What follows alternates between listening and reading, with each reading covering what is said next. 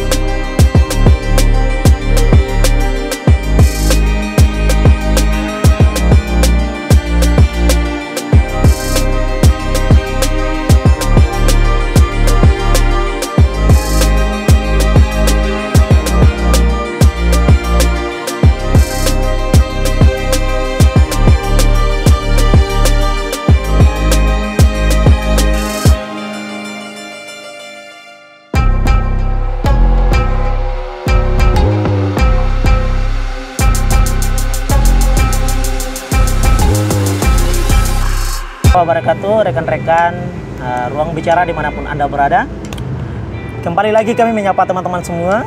Hari ini Anda melihat posisi kami hari ini sedang berada di mana, coba Anda tebak gitu.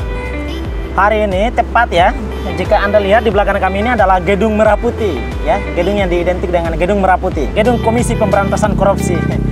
Gedung yang kurang lebih memiliki fungsi untuk memangsa koruptor, para koruptor ya, gitu Pak ya.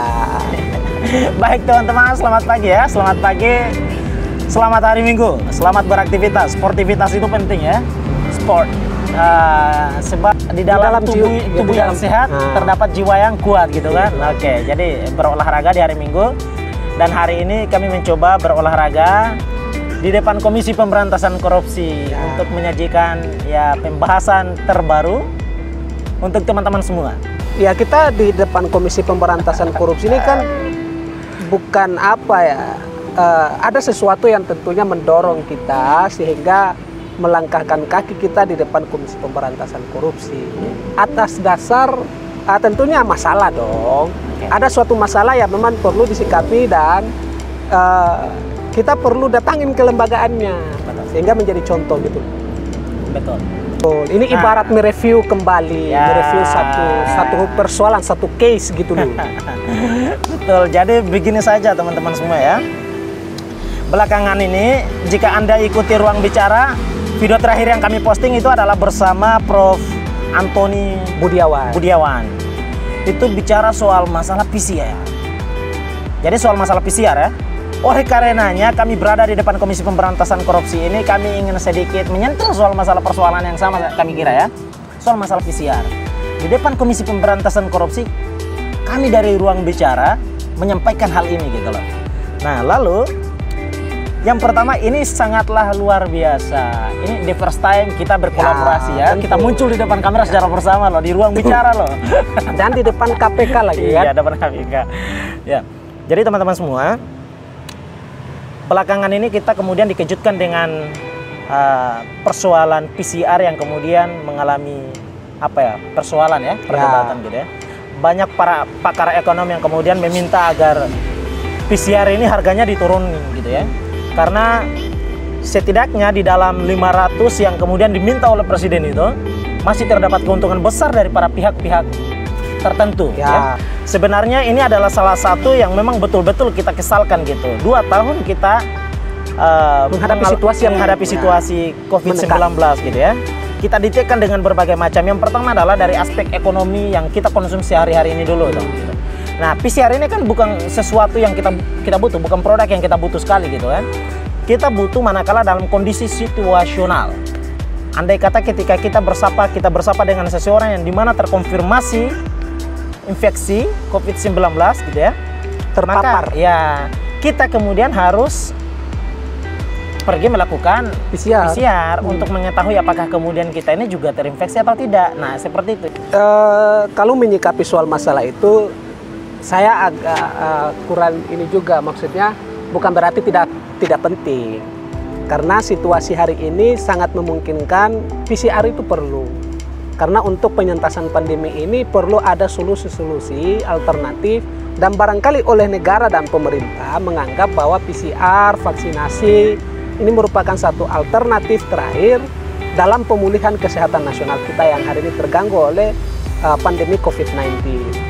Nah, tetapi yang menjadi permasalahan belakangan teman-teman sekalian, ruang bicara dimanapun berada, bahwa terindikasi ya, kita sebut saja terindikasi, dan itu menjadi latar belakang sehingga kita tergerak membuat konten ini di depan kantor Merah Putih Komisi Pemberantasan Korupsi. Guna apa? Satu sisi ini menjadi simbol, menjadi attacking, menjadi satu nilai tersendiri yang semoga saja oleh publik, terutama juga oleh KPK, benar-benar menjalankan tupoksinya sesuai dengan kaidah-kaidah aturan negara yang berlaku. Nah, kita sebut saja indikasi 2 nama menteri yang hari ini tengah viral dibicarakan oleh publik. Nah, di mana didahului oleh Tempo kemarin kan, pada pekan ini ya, di mana terdapat 2 menteri, yaitu Menteri Investasi Pak Luhut dan juga Pak Erick Thohir BUMN. Tapi itu kan masih merupakan dugaan-dugaan. Tapi kemarin kalau tidak salah kan sudah dipanggil oleh Komisi Pemberantasan Korupsi. Lantas bagaimana harapan masyarakat Indonesia? Kalaupun ini benar adanya, ada indikasi kecurangan, ada monopoli di dalamnya, ada pelanggaran-pelanggaran hukum, ada bisnis-bisnis gelap terhadap situasi kesehatan, terutama PCR. Ya, sebagai lembaga hukum KPK yang punya kewenangan ya harus tegas dalam menyikapi masalah ini, gitu loh. Betul. Jadi sebenarnya penting. Nah, kami hadir di depan Komisi Pemberantasan Korupsi ini, ya, ini bukan sengaja gitu ya. Kita hadir di sini bukan cuma hanya sebagai untuk mengisi konten semata, tidak, tetapi ini juga sebagai bagian daripada kritik kita ya. Ya, tentu kepada Komisi Pemberantasan Korupsi gitu, bahwa apapun yang kemudian berkaitan dengan negara, jika itu berkaitan dengan finance, ya, maka KPK hadir di situ untuk bagaimana mengusut soal masalah persoalan dugaan tersebut gitu. Karena itu kan tugas dan fungsinya KPK-nya kan ke situ. Ya. Apalagi ini hal yang kalau menurut Prof. Antoni itu kan ini sudah terdapat unsur korupsinya di dalam. Oleh karenanya tentu KPK di sini sangatlah dibutuhkan untuk bagaimana mengusut secara jelas, ya kan, agar kemudian persoalan ini itu segera terselesaikan, karena ini adalah berkaitan dengan hajat hidup orang banyak. Ya. 2 tahun lamanya masyarakat Indonesia mengalami situasi yang terpuruk hari ini, gitu kan? Karena situasi rakyat hari ini kan tertekan bukan hanya oleh faktor kesehatan, tapi teman-teman sekalian mungkin semuanya sudah tahu bahwa kita juga tertekan dari aspek ekonomi. Nah, kita lihat saja bagaimana masyarakat banyak yang menjerit soal pendapatan hari-harinya tergerus, terbatasi, bahkan sangat minim oleh karena pandemi COVID-19 ini. Nah, jikalau memang seperti yang kita tahu sama-sama, yang hari ini dibicarakan, dibuka di publik, ada indikasi-indikasi korupsi terhadap anggaran ini, ya sebagai rakyat, sebagai generasi muda, sebagai mahasiswa, sebagai kalangan aktivis, ya kita mendorong oleh lembaga hukum ya harus bersikap tegas. Ya meskipun itu dia berlatar belakang dekat dengan penguasa sekalipun, ya hukum kan berbicara keadilan, equality. Betul. Hukum itu nggak pernah memandang bahwa dia adalah pejabat, ya, dia adalah rakyat bawah, dan dia adalah kelompok menengah. Enggak. Nah, menariknya kemarin pernyataan Prof. Antoni Budiawan itu bahwa yang menjadi masalahnya bukan soal PCR harganya, tapi yang menjadi masalahnya adalah 2 oknum yang diduga terindikasi ini, yang sama-sama kita ketahui, Menfes sama BUMN ini kan mereka bukan hanya sebagai seorang penguasa, tapi mereka juga sebagai seorang pembisnis, gitu loh. Nah, jadi ada indikasi-indikasi itu barangkali itu bisa jadi. Ya, hanya saja begini ya, ini salah satu persoalan juga gitu. Bahkan sampai kemudian ada singgungan yang keras loh gitu, pedas. Bahwa menurutnya andai kata ketika perilaku ini dilakukan oleh pejabat-pejabat di luar negeri ya gitu ya, pejabat-pejabat di negara yang maju, maka secara sistematisnya dan secara sadarnya mereka akan mundur dari jabatannya sebagai pemimpin karena itu negara gitu ya. Menyangkut soal nilai moral. Loh gitu. Karena ini pejabat publik berkaitan dengan etika publik dan juga moral gitu kan. Nah, di Indonesia sendiri ya praktek-praktek kesadaran sosial dan kesadaran hukum itu masih sangat minim. Saya sebut demikian kenapa? Masih sangat minim kesadaran hukum dan praktek-praktek moral sosial ini. Tepatnya kita barangkali di depan Komisi Pemberantasan Korupsi ini saja. Kita lihat saja tingkat fluktuasi korupsi, praktek-praktek KKN lah. Di Indonesia ini masih sangat tinggi. Artinya ini sangat buruk soal penerapan praktek-praktek moral sebagai birokrat, juga sebagai apa namanya, penguasa dalam hal ini pemerintah dan penegak hukum. Oke. Jadi gini teman-teman semua ya, berkaitan dengan PCR ini tentu sangatlah kita sayangkan dengan harganya yang begitu tinggi ya, dari yang mulai jutaan gitu ya, dari 2 juta gitu ya, 2,5 juta, 1,5 juta, 1.900.000 hingga kemudian 500 dan 170 sampai dengan 200.000 ya. Nah, ini harganya cukup varian, tapi harga varian ini bukan kemudian muncul dalam secara bersamaan, enggak, dia by step gitu ya, period gitu. Dan anehnya ganasnya PCR ini menjadi syarat utama gitu ya. Kita melakukan perjalanan baik itu penerbangan, transportasi darat, udara, ya, ataupun juga udara gitu ya. Dan bahkan laut. Dan laut, iya betul. PCR ini menentukan, dan bukan hanya saja perjalanan itu, masuk ke mall pun juga harus menggunakan PCR itu. Betapa sadisnya gitu ya, dan betapa kejamnya pemerintah ini dengan rakyatnya gitu ya, menentukan harga PCR yang begitu tinggi gitu. Karena kalau misalkan berdasarkan PCR itu mestinya diatur berdasarkan ketentuan perundang-undangan. Gitu. Dia harus diatur gitu, secara khusus gitu ya, sehingga kemudian tidak ada satu perusahaan tertentu yang kemudian mencoba untuk memonopoli persoalan bisnis PCR ini gitu. Nggak diatur sehingga kemudian dia secara nasional harganya gitu ditentukan gitu kan, karena ini berkaitan dengan kondisi yang memang betul-betul menjadi satu bencana yang memukul keseluruhan Indonesia bahkan dunia gitu kan. Poin pentingnya begini, Pak Presiden Joko Widodo ya kemarin kan menetapkan soal harga diturunkan. Tapi pada faktanya di lapangan Pak Presiden, mohon maaf, masih terdapat praktek-praktek monopoli itu. Nah, ini yang menjadi kesal, ini yang menjadi masalah di tengah masyarakat kita. Sehingga ya semua orang, seluruh masyarakat mengharapkan hal yang sama. Bahwa kita sebagai generasi muda, sebagai masyarakat pada umumnya mengharapkan adanya keadilan hukum. Terlepas kita bicara soal kepastian ya. Nah, kepastian hukum sehingga melahirkan keadilan hukum dan juga kemanfaatan hukum. Ada 3. Tadi lupa tadi. Nah, KPK sebagai salah satu lembaga hukum yang telah diamanahkan oleh negara, rakyat sejak reformasi ya. Nah, adalah untuk menuntaskan adanya tindak pidana korupsi di Indonesia. Kenapa KPK harus dibentuk? Ya memang karena Indonesia terlalu marak terjadinya korupsi. Nah, hari ini diduga ada 2 nama yang terindikasi, 2 lembaga. Pimpinan lembaga. Kita kedua ya, karena lembaga nggak bisa gitu. Oke, kita oknum.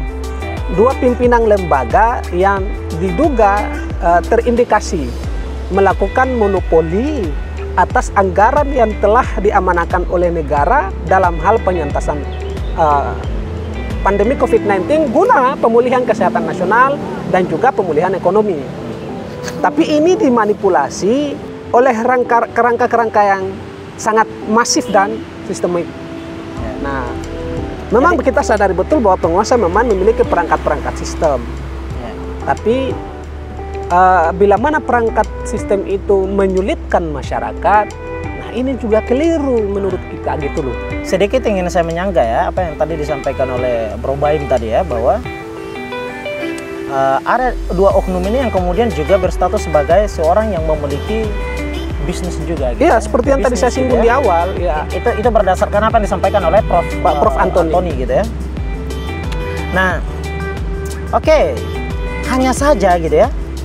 Jangan sampai status kedudukan sebagai penguasa ini dimanfaatkan untuk bagaimana memuluskan ini bisnis semua, sehingga kemudian upaya negara untuk bagaimana mesejahterakan rakyat gitu ya, memberikan perlindungan kepada rakyat ini kemudian terdegradasi. Begini loh, berbicara soal korupsi bukan hanya terjadi di tingkat pusat. Karena ini kita di depan lembaga Komisi Pemberantasan Korupsi, maka tidak jauh bicara, topiknya adalah bicara soal penegakan hukum dalam hal korupsi. Nah, korupsi bukan hanya terjadi di pusat, bahkan mengakar hingga ke pelosok daerah. Olehnya pemerintah telah mengucurkan berbagai macam anggaran dalam hal pembangunan nasional, baik infrastruktur, kesehatan juga pembangunan nasional. Nah, pembangunan ini kan tidak hanya menyangkut soal bukan soal masalah infrastruktur bangunan doang. Itu yang perlu kita tahu bersama dulu. Ada pembangunan ekonomi, ada pembangunan kesehatan yang baik. Nah, kita sangat mengakui dan sangat mengapresiasi upaya pemerintah dalam hal melakukan upaya-upaya untuk penuntasan pandemi ini sebagai bagian dari rangka menyelamatkan dan melindungi segenap bangsa Indonesia sebagaimana diamanahkan oleh amanah konstitusi negara. KPK harus betul-betul secara independen dan KPK adalah lembaga negara yang berada untuk melindungi negara dari keuangannya. Gitu. Nah, jadi itu dari yang para pancuri-pancuri. Ya, gitu. Jadi seperti itu pagi ini ya kami sengaja melakukan exercise ya, olahraga ringan di depan Komisi Pemberantasan Korupsi dengan ngopi gitu ya, sambil bicara persoalan masalah bangsa terkini. Setidaknya semoga apa yang kita sampaikan hari ini bisa sedikit terdengarkan gitu ya, dan kami mengharapkan teman-teman semua gitu ya, bantu kami ya untuk menyadarkan masyarakat luas ini dengan cara mengirim banyak-banyak, share banyak-banyak video ini gitu. Ya harus memperbiasakan untuk menonton sesuatu itu sampai selesai. Mendapatkan satu informasi harus sampai dengan usai, dicermati baik-baik gitu ya. Itu saja yang dapat kami sampaikan teman-teman semua. Kami mengharapkan uluran jari ya, uluran jari teman-teman semua untuk bisa. Jari itu jangan digunakan hanya untuk gratis lah. Ya beramal lah.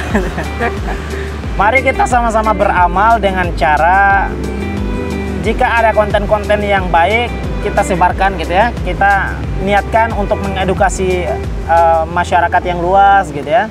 Ya kalau ada kritikan, saran ya, dipersilakan ditulis. Jika ada kritikan, saran gitu ya, bisa diketik di kolom komentar. Kolom komentar itu disediakan oleh YouTube untuk diketik segala apa yang kemudian kita pandang baik dan buruk gitu ya. Bukan kalau ada baik disimpan di hati, jangan. Nanti baper lagi kan. Jadi nggak apa-apa gitu. Ketik aja, mau baik buruk silakan, kami siap untuk menerima kritikan dan saran teman-teman semua. Jadi itu yang dapat kami sampaikan di depan Komisi Pemberantasan Korupsi teman-teman semua. Sekali lagi saya Hamis Wakil, saya Ibrahim Malik Fatse dalam program Sapa KPK. Oke, di depan Komisi Pemberantasan Korupsi kami undur diri. Assalamualaikum warahmatullahi wabarakatuh.